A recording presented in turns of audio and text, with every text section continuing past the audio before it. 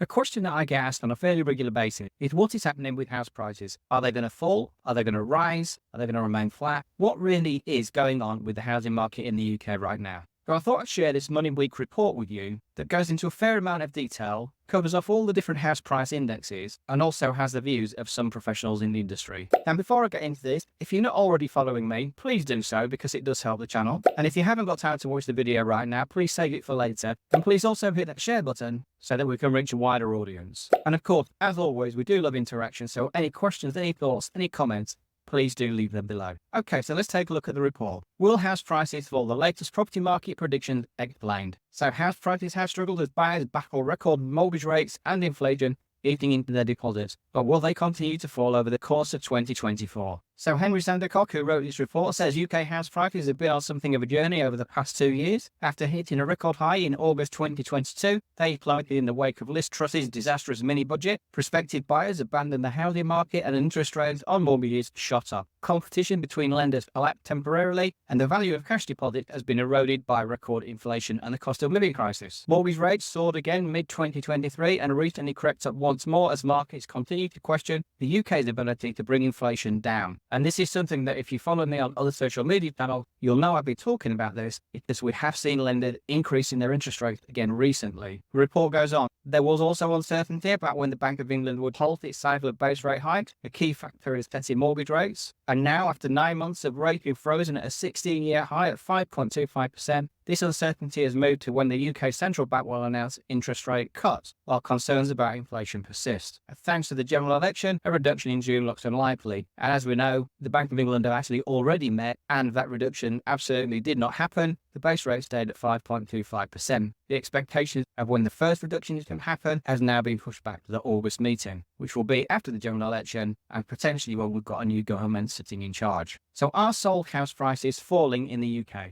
Sold house prices are the ultimate indicator of what's been happening in the UK property market, and we will explore how which house price index measures them further down in this article. Now, I will mention at this point here, I'm not going to go into a major amount of detail because there will be a link to this report on the YouTube channel so that you can go take a look for yourself. I'm just going to cover the basics. So the Halifax House Price Index covering May house prices were relatively flat month on month and up slightly compared to the same month in 2023. The lender did say that stability may serve to help buyers enter the market and sellers to move. It also registered that there was regional disparity in prices, with properties in the cheaper north growing at a faster pace than those in the more expensive south. Nationwide Building Society Index painted a slightly different picture in its most recent analysis, which was out on the 31st of May. Its HPI showed monthly and annual growth had bounced back after 2 consecutive months of decline. It also predicted that the general election would not impact the market. Also produced on a monthly basis now is a report by Zoopla, but its main focus is on market conditions. In its latest report, it found housing stock was at an 8-year high,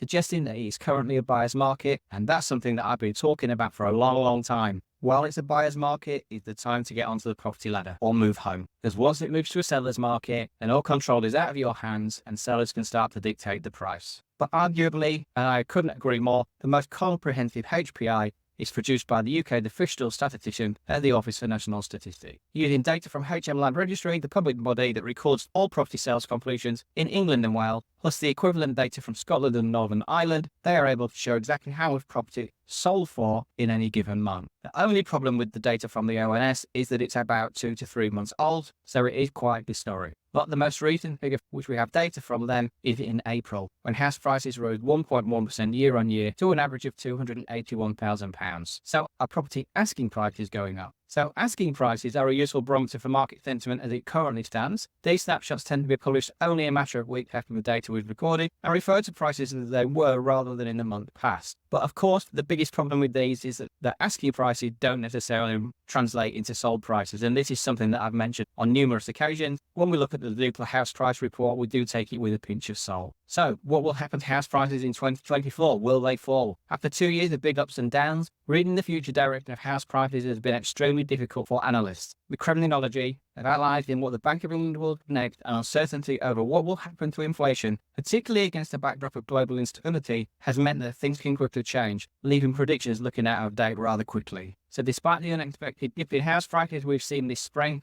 a result of the slight increase in mortgage rates, several experts are predicting that the housing market will grow over the course of 2024. However, much of this depends on what happens to mortgage rate. Now, as I said, I will let you read this report yourself, but in short, we have a mixture of feelings. Savills, for example, believe that house prices are going to increase, as do a few other lenders, but then other analysts are suggesting that actually, if the interest rate don't move like we thought they were going to, doesn't leave much room for anything to happen for the rest of 2024, and so the market may remain relatively flat. And I think that's an opinion that I agree with. I think the fact that we may or may not see a reduction in the Bank of England base rate in August is a key factor. We have seen swap rates reducing this week, which have resulted in a few lenders actually announcing some mortgage rate reductions from themselves, but nothing significant. Therefore, it's not having a massive impact on people's choice of whether to buy or not, although we are starting to see a steady increase in numbers of inquiries. In my personal opinion, is that 2024 is probably going to remain fairly flat from here on in, but 2025 could be a whole different picture, and then we might start to see the market ramp up a bit and house prices start to increase. Now, of course, house prices increasing is great for people that are selling, but it's not good for people that are buying. So as I've said, while it's a buyer's market, now might be the best time to get yourself moving home or onto the property ladder for the first time. This report does go on to mention about how the house price indexes work. It talks about each of them individually, how long they've been around and what they report on.